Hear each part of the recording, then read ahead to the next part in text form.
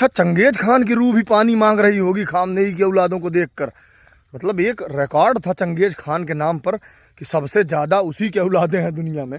Khamenei ने उसका भी रिकॉर्ड तोड़ दिया है। बताओ मुझे ऐसा क्यों लग रहा है कि इस देश में खामनेई की बेगमों का मातम रोकने के लिए कोई नया कानून पारित करना पड़ेगा इस देश की संसद में। भाई ऐसे नहीं रुकने वाला इनका मातम।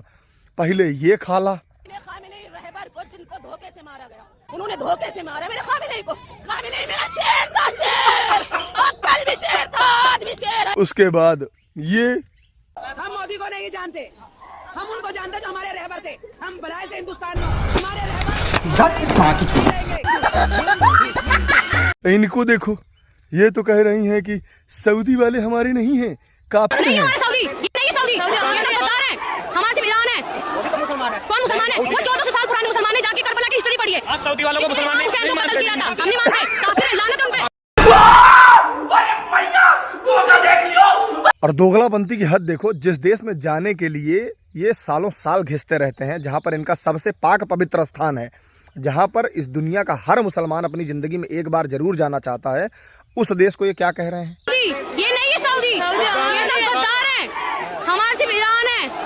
तो बंद करो वहां जाना गद्दार देश में। भारत सरकार को चाहिए कि तत्काल प्रभाव से हज पे जो सब्सिडी है वो बंद करे। भाई इस देश के मुसलमान कह रहे हैं कि वो देश गद्दार है, क्यों जाना गद्दार देश में? बात तो सही है। और सोच कर देखो, तुमको हंसी आएगी ये सोचकर कि जिनको ये गद्दार कह रहे हैं, जितने भी अरब देश हैं, मिडिल ईस्ट के जितने भी देश हैं, इराक, ईरान, तुर्की, कुवैत, सऊदिया, ये सब हिंदुस्तान के, पाकिस्तान के, अफगानिस्तान के, बांग्लादेश के मुसलमानों को मुसलमान नहीं मानते। क्या बात कर रहे हैं? इनको दोगला समझते हैं, वो कन्वर्टेड। इनसे कोई दुकान मकान रोटी बेटी का कोई संबंध नहीं है उनका। सिर्फ एक का रिश्ता है कि हाँ तुम मुसलमान बने हो तो तुम मक्का मदीना आ सकते हो, या तुम उन देशों में जा सकते हो, क्योंकि तुम्हारे नाम पर एक टैग लगा है मुसलमान का। लखनऊ में खामनेई की कुछ बेगमें कह रही हैं कि कितने खामनेई मारोगे, हर घर से खामनेई निकलेगा। कितने? एक था, निपट गया। और लखनऊ में हर घर से खामनेई निकल के क्या करेगा?